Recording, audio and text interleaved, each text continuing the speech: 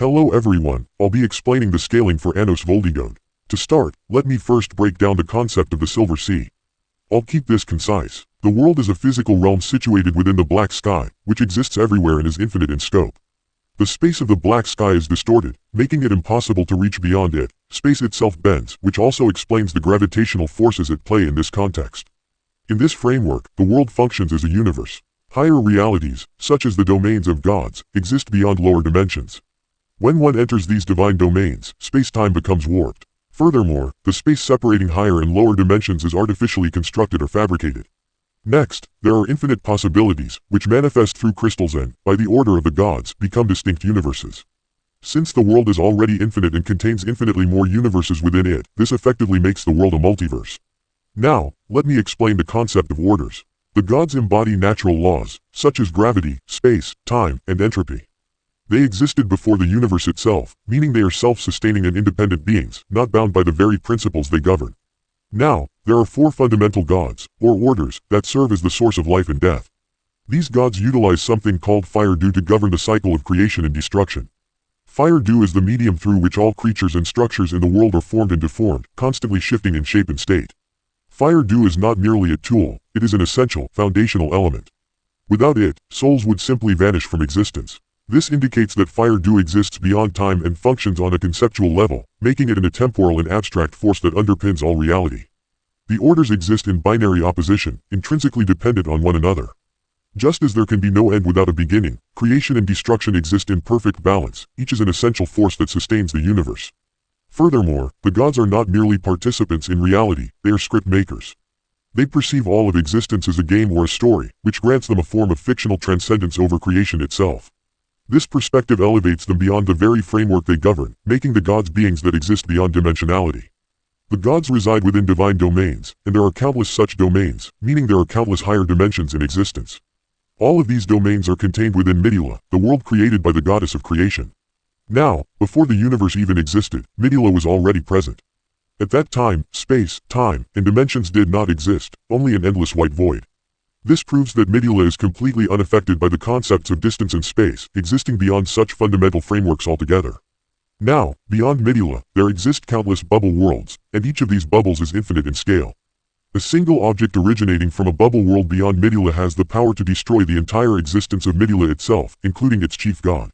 The chief gods are the creators of these smaller worlds. They exist as formless, conceptual entities, unbound by physical form or limitation. Now, regarding the Silver Sea, all bubble worlds originate from what are known as dark bubbles.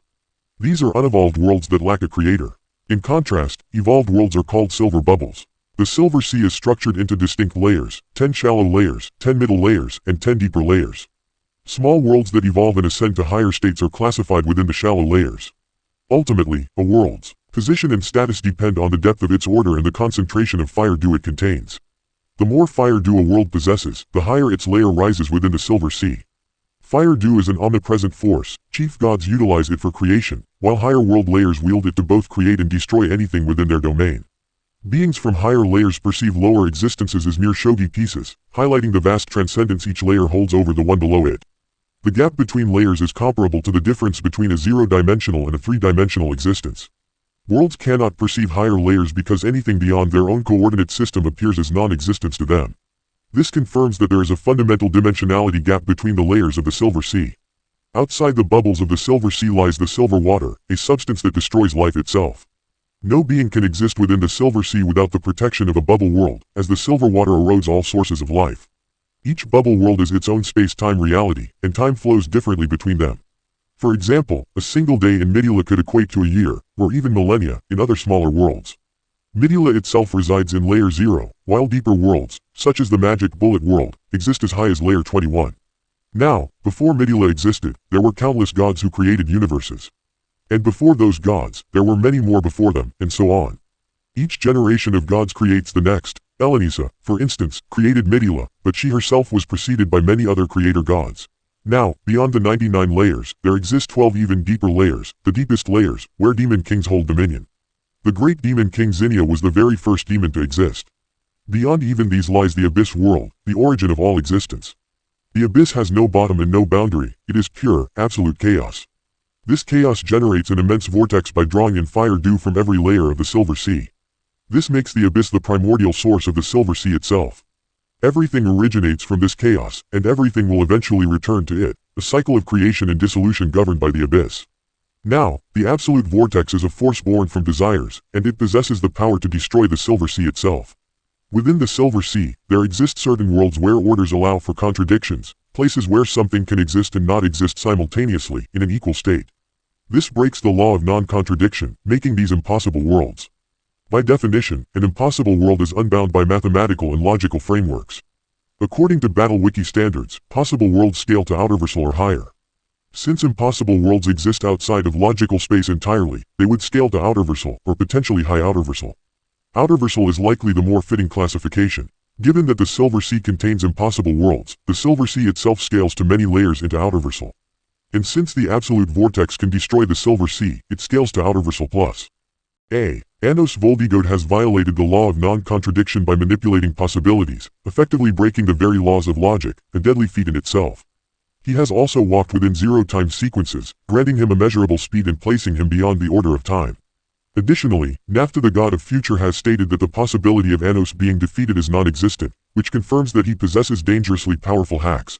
Anos wields a sword named Voldigod, which destroys any reason and concept, including numbers, and is capable of destroying infinity and eternity itself. The sword's effects extend to deeper layer structures, such as damaging the logic of the magic bullet world, proving it is not. As a logic-destroying weapon that transcends concepts and dimensionality, Voldigod scales to outerversal level. Anos can freely summon and wield it at any time. Anos has also defeated Equi, a conceptual being who carries all gods and laws, making Equi a formless, a temporal entity and the very embodiment of the gods, script-making authority. Anos destroyed Equi's order, which was destiny itself, and matched his speed, Equi being capable of reaching a point where past and future never existed, meaning Anos transcended the concept of time entirely. Additionally, Anos possesses the chaotic eye of destruction, which erases any logic or destiny, further placing him beyond the scope of dimensionality. Anos has also faced Gram, a being whose source is the void, meaning he does not exist, yet exists physically at the same time.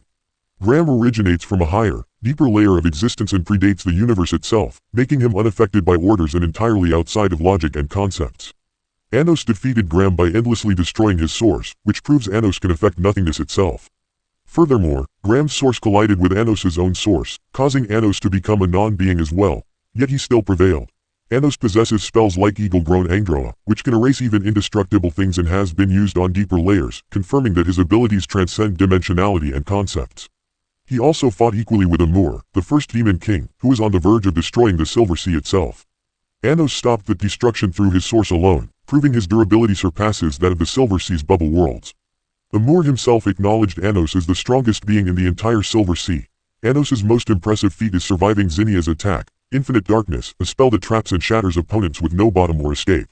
Anos' own spells proved ineffective against it, yet his chaotic eye of destruction was able to surpass Infinite Darkness entirely. Zinnia, the great demon king, is the one who entered the abyss world, primordial chaos itself, making him as strong as the absolute vortex. Despite this, Anos matched Zinnia equally without even using his maximum potential. Before his reincarnation as Anos, he was known as Noah, his first life, born from the deepest part of the Silver Sea called the Abyss of Resemblance, a place where memories gather and take form. Noah was composed of these memories and was powerful enough to enter the abyss world, primordial chaos itself, and absorb the chaos within himself without any defense, making him a necessary existence. He effortlessly surprised the chaos of the abyss world, which is the very source of desires and the birthplace of the absolute vortex.